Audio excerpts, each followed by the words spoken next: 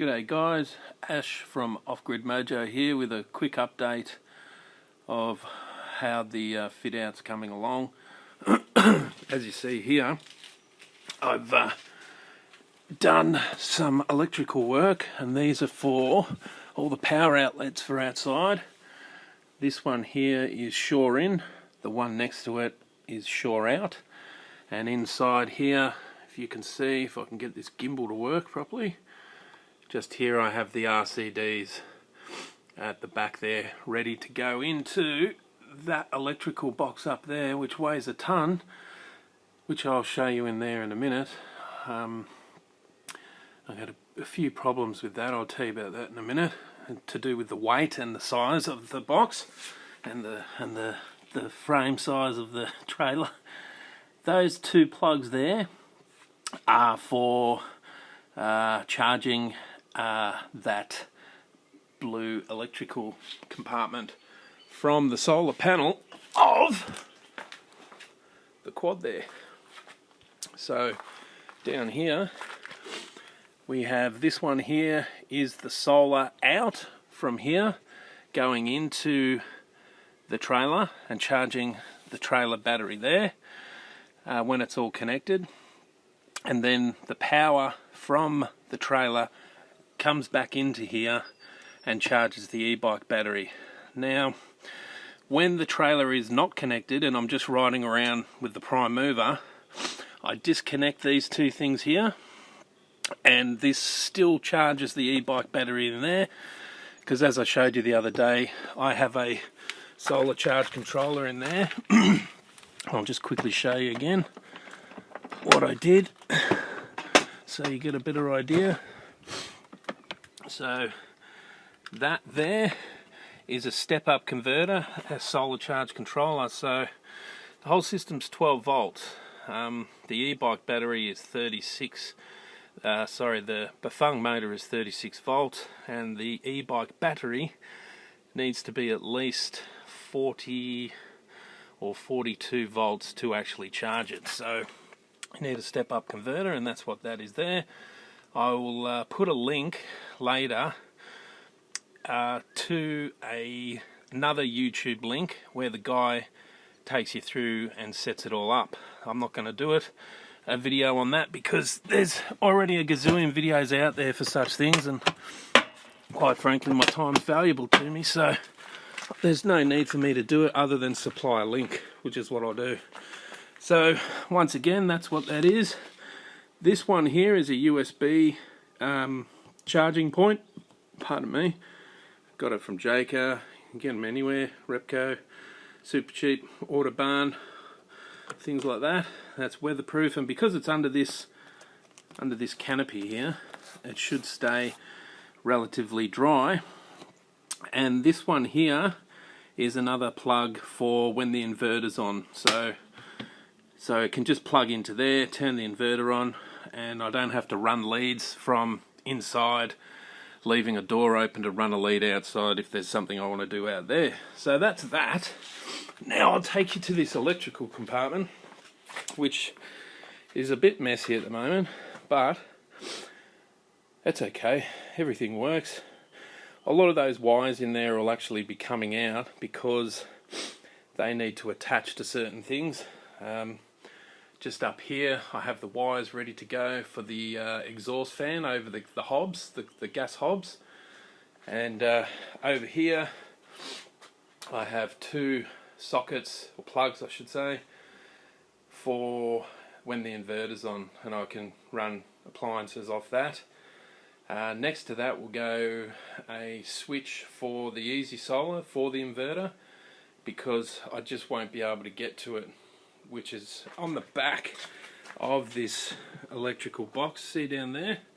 That's the easy solar running along there, and at the back the sockets for where the solar power and inverter plugs like that there come out of, and that's what they look like there. There's the plugs there, and yeah, and down in there's some more wires that when this box is slid into place I'll have to hook all those up, and I've got some foam stuff there stabilizing the battery for when it gets bumpy. And on the outside here I have an accessory plug, another accessory plug here, and a USB plug there. And I had those there when all this was in my camper van. And out of here I was running the fridge, and out of here, when it's in the quad and set up, I'll have the dual car connected into there. The dual car is an instantaneous hot water service, very good one. Very happy with that product, used it before. There's another Victron solar charge controller. This one here is specifically for the prime movers solar panel on the roof. And then I've actually got another one over here. This is a DC to DC charge controller that when it was in the camper van, I had that running off the ignition. I should say just the car battery, had that running off into here, and yeah, and that was it.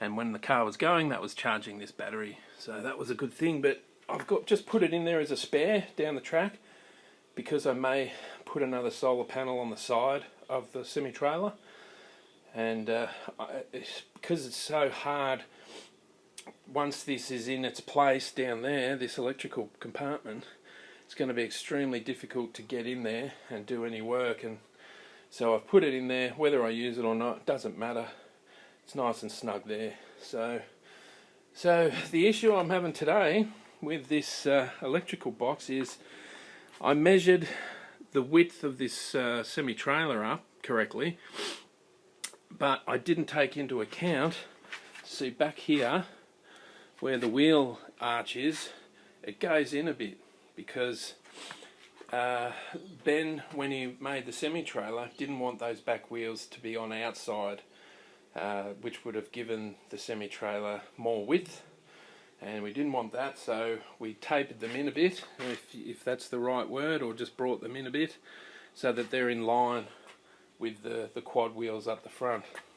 So that is the hassle, because this compartment weighs so much that when I lift it, I can get it into place in between here and over here, but because of this section here getting in the way, and these handles down here get in the way of the bars there.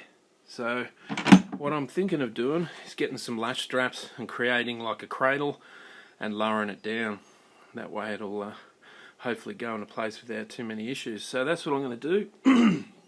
I'm not going to video that because it could go pear-shaped and I'd rather not video it. So anyway, that's the quick update for now, guys. I'll check in a bit later. Once it's all in place and hooked up, I'll show you a bit more then. Ciao for now. Okay guys, quick update here on the trying to get this massively heavy electrical compartment box into its place up here at the front of the semi-trailer.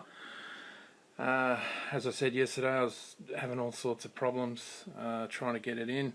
My hands were getting in the way. These handles that you see here were getting caught on the bars here, so I could get it into place and lower it down, and then these were getting in the way. So what I've done is I've used lash straps here, and I'm hoping I've created like a little cradle that I can just sit this on top of that and slowly release the mechanisms here and lower it down into place, and then move it, slide it down to the back here and hook all the electricals into the rightful places and do that, and hopefully not kill myself in the process or damage this electrical box. So we'll leave it there, and if it's successful I'll come back and show you a bit more later. Ciao. Okay guys, here we are. It's up in the air, as you can see, up in the air, and the lash straps are holding nicely. So now it's time to release them, but I'm not going to video it because if it goes pear-shaped, I don't want any evidence.